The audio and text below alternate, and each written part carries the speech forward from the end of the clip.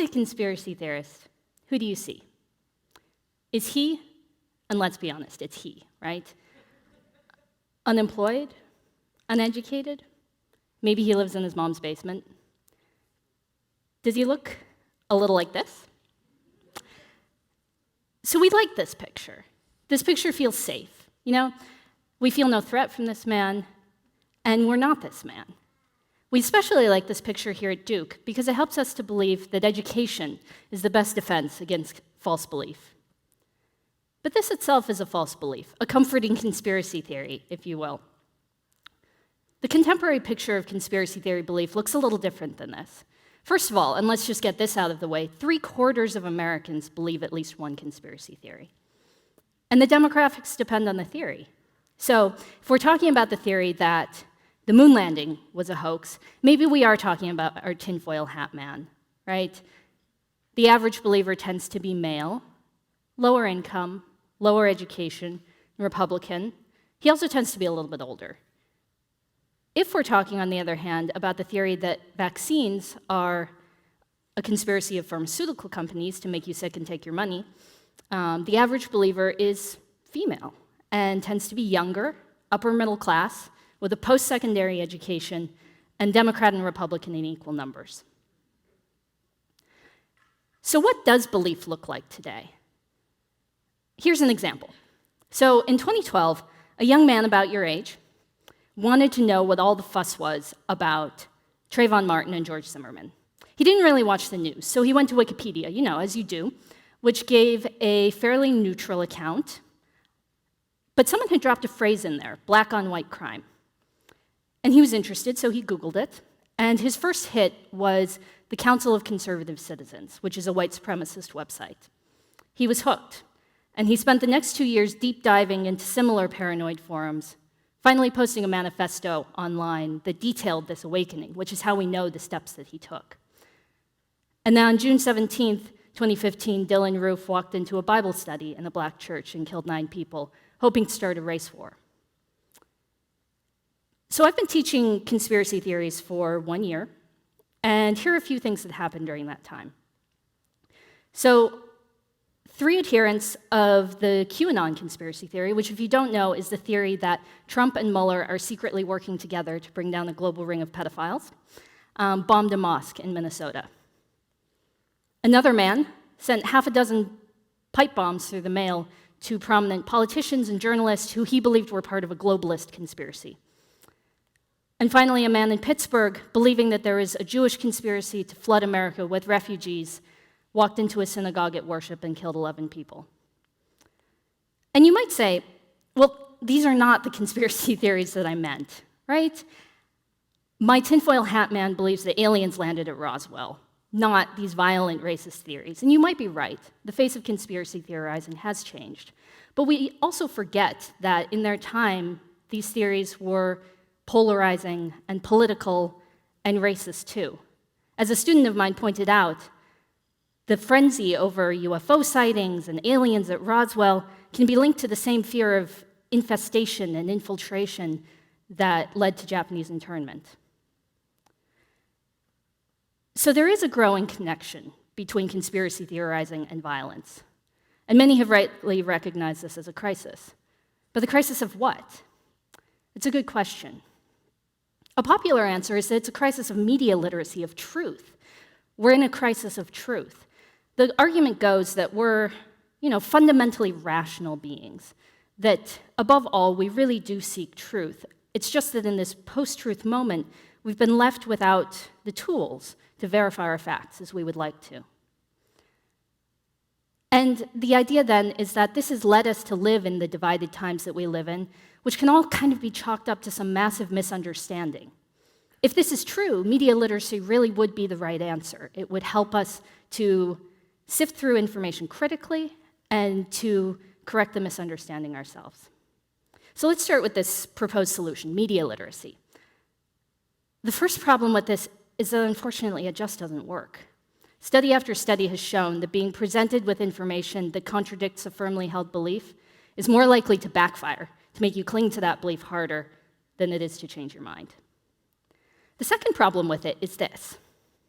So I took this from a famous website, but I've sort of blacked out the society. The society believes that there is a difference between believing and knowing. If you do not know something and cannot demonstrate it by first principles, then you should not believe it.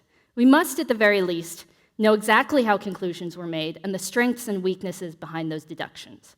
Our society emphasizes the demonstration and explanation of knowledge.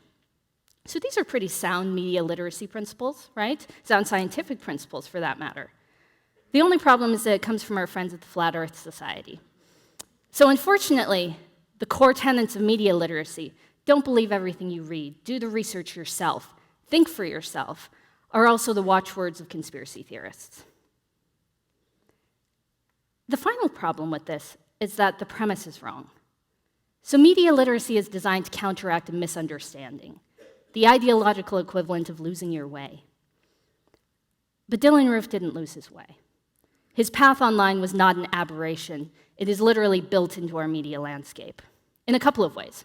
So first, groups that are seeking to radicalize, seeking people like Dylann Roof, craft unique search terms like black on white crime, crisis actors, false flag, to take advantage of data voids where there are relatively few existing hits, and then use those data voids to direct traffic to their sites. Secondly, the tendency of content platforms to produce more and more radical content is not a bug, it's a feature. It's designed to keep you on the site. The more exciting a video is, the more likely you are to keep clicking.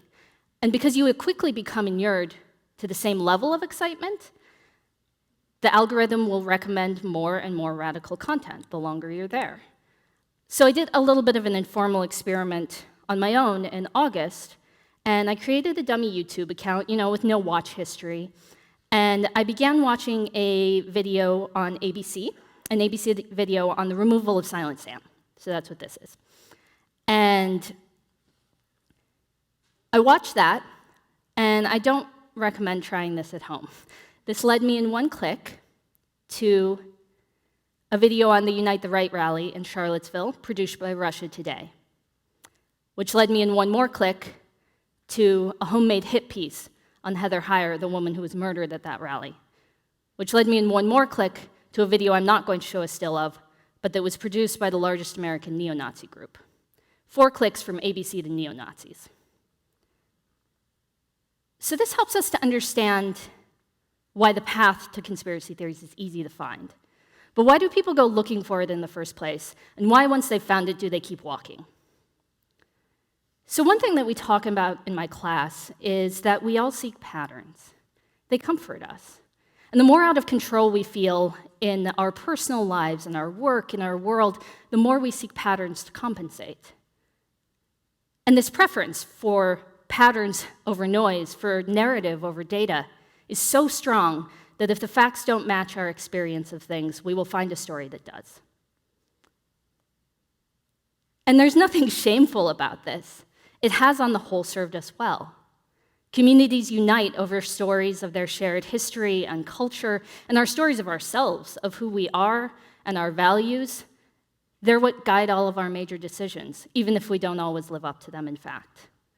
Stories are how we unite, and they're what get us up in the morning. Conspiracy theorists are no different. People don't believe conspiracy theories because they're irrational or uneducated, or they just don't have the right information. Far above truth, people seek meaning and community, and conspiracy theories create a community around the answer to a pretty meaningful question: why do I suffer? So at the beginning of the 20th century, Americans experienced the suffering that was caused by the world wars and the Great Depression as a result of a social problem, a collective problem, a societal sickness. I suffer because we all do. But the social shifts that started in the 80s, the Great Recession, the end of domestic manufacturing, the end of long-term employment, most importantly for us, we understood these things as things that happen to individuals, and because of individuals. So the root of poverty is your irresponsible behavior. The root of climate change is that sometimes I forget to recycle. The root of millennial financial precarity is that we spend our money on brunch, right? And so we've just decided to work harder, rebrand ourselves for a lifetime of transient work, take on massive private debt, and just hope for the best, self-care ourselves out of mental health crises. And when it doesn't work, blame ourselves for not optimizing our time, for not managing our money well enough, for not getting the optimal summer internship for our resume. I suffer because of me. It's no wonder that some people reject this punishing answer.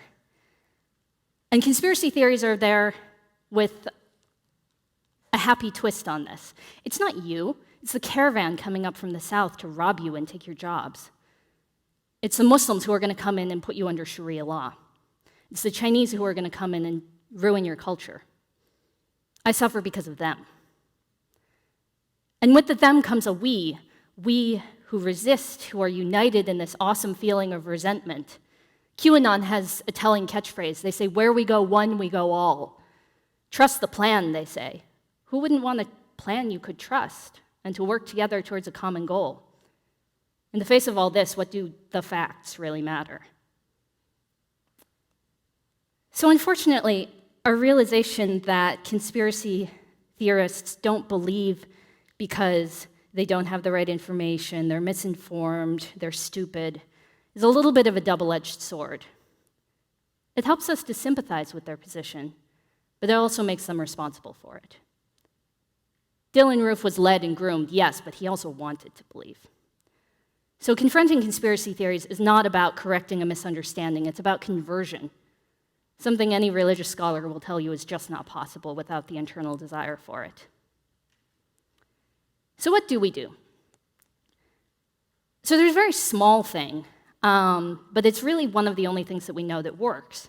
And it's the reason you can't repeat that experiment I showed you earlier, deplatforming. So after much pressure, YouTube took down that account that I had blundered into. So you can't go back and do that, please don't. So we don't think that this should work, but does everybody remember Alex Jones? So for many years, he got attention by calling Sandy Hook and similar massacres a hoax, and by directing his supporters to harass the parents of murdered children. At the height of his popularity, he got 1.4 million hits per day. And we all sort of wrung our hands about his popularity.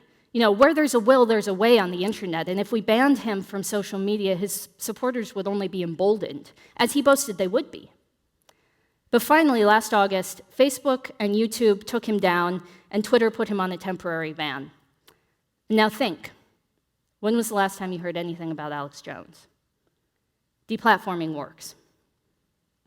And to answer the obvious question, this is not a matter of free speech.